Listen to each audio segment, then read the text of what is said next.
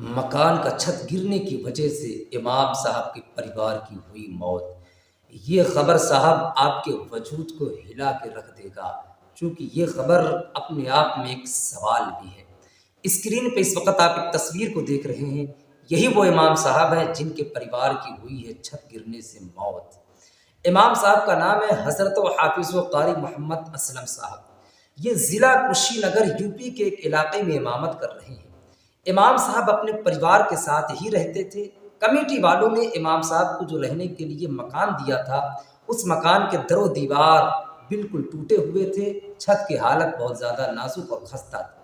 ہوا یوں کہ امام صاحب فجر کی نماز پڑھانے کے لیے مسجد میں تشریف لے کر چلے گئے اور امام صاحب کے پریوار پورے گھر میں سو رہے تھے۔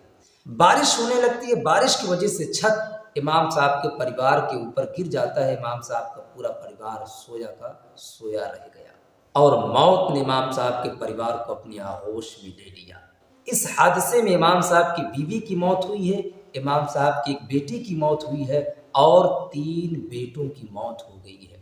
مانو تو امام صاحب کا پورا گھر اجڑ گیا، امام صاحب کی زندگی کے قیمتی سرمایے سب ختم ہو گئے۔ یہ خبر مسجد کے کمیٹی والوں کے لیے ایک تماچا ہے، ایک سوال بھی ہے۔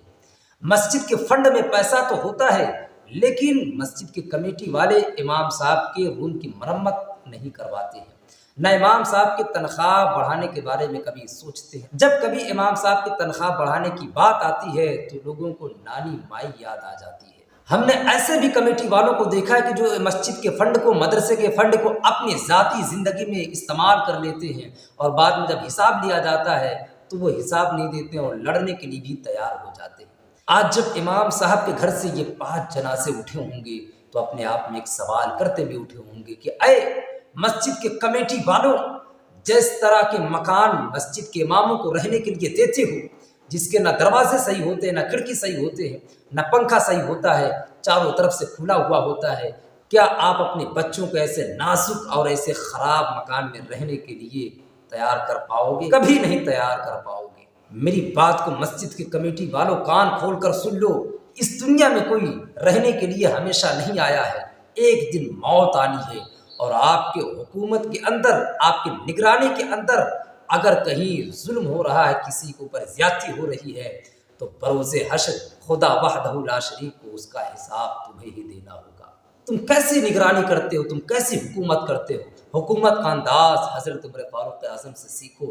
حضرت عمر فاروق اعظم نے فرمایا کہ اگر دریائے دجلہ کے کنارے کوئی بکری کا بچہ بھی گر کر مر جائے گا تو بروز حشر اللہ میرا پروردگار عالم اس کا حساب عمر سے لے گا کہ اے عمر، تیرے حکومت کے زمانے میں، تو جب حکومت کر رہا تھا تو تیرے حکومت کے زمانے میں بکری کا بچہ مرا کیسے؟ اسی لیے اگر مسجد کے باغ ڈور کو اپنے ہاتھوں میں لیے ہو تو اس کو اچھے طریقے سے چلاؤ، ورنہ کسی پڑھے لکھے کے ہاتھ میں دے دو۔ جاہلوں کے بس کی بات یہ سب کچھ نہیں ہے۔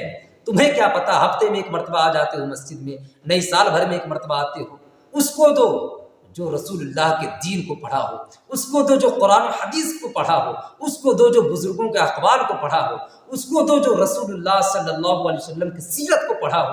جب ایسے شخص کے ہاتھ میں مسجد کے باغ ڈور، مدرسے کے باغ ڈور کو تھما دو گے تو ویسے ہی وہ چلائے گا جیسے رسول اللہ صلی اللہ علیہ وسلم نے چلانے کا حکم